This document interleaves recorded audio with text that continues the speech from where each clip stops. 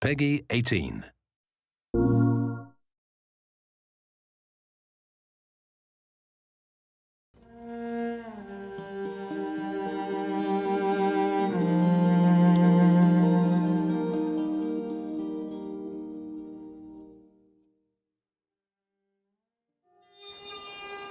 Why would they mow down all these people?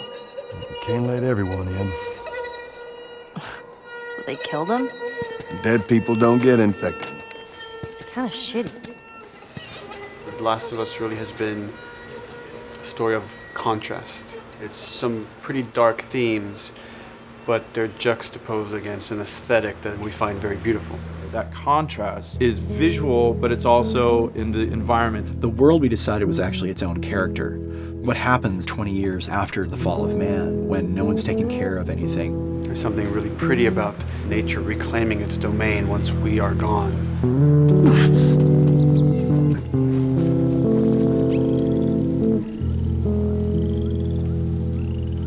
So everything we're doing in the environments is relating back to what you should be feeling in the story or what's happening to these characters. You as a player, you as Joel, you can look at these things and reflect about how much we've built and what we've lost.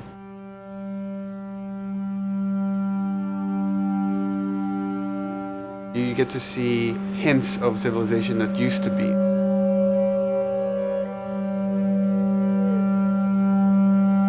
Each level has, a lighting artist, a modeler, and a texture artist, and we all work together.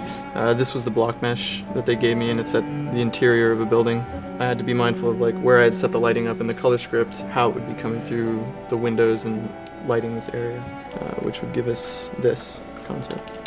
I keep everything on separate layers, so say if they don't want the guys in the concept, I can take them out, or if they don't want the closet there, I can take that out really easily. Keep everything really flexible. Well, Naughty Dog, we really try to cultivate a culture where anybody is encouraged to criticize anybody else's works. And we find that the more we do that, the better the game gets. We don't have a lot of meetings because most of the meetings are you and two other people hanging out at somebody's desk. If you need something to get done, you just go find that person and you talk to them about it. So, dude, I was actually trying to figure out right here, there should probably be some dead foliage.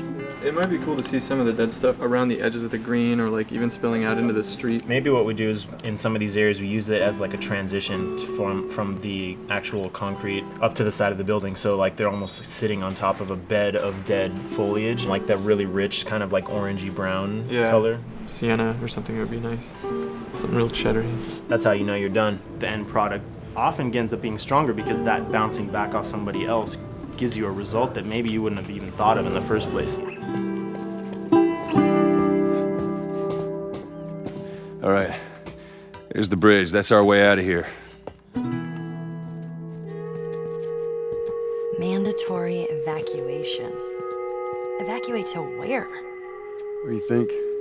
Quarantine zone. See, some places got a heads up before the infection showed up. Most didn't. We consciously take in consideration lighting in the beginning. I've never ever focused so much on lighting and how much sensitivity there is to that here. Did you talk to the character artist about her hand? So her face is getting a lot of speck, but then her arm is just bone dry. You think something we can tweak in shader? We'll have to send back to character team Michael to take a look. I can play with the lights and see if that creates more speck. Yeah. So all the characters cast soft shadows onto the environment. Even when there is no direct sunlight or no direct light sources, we still have nice fuzzy shadows. Damn, that's quite a drop. If you shine a light on a red wall, it will bounce the red lighting of the whole environment, making it red. Everything should have a bounce lighting, otherwise the world is gonna feel dry and unrealistic.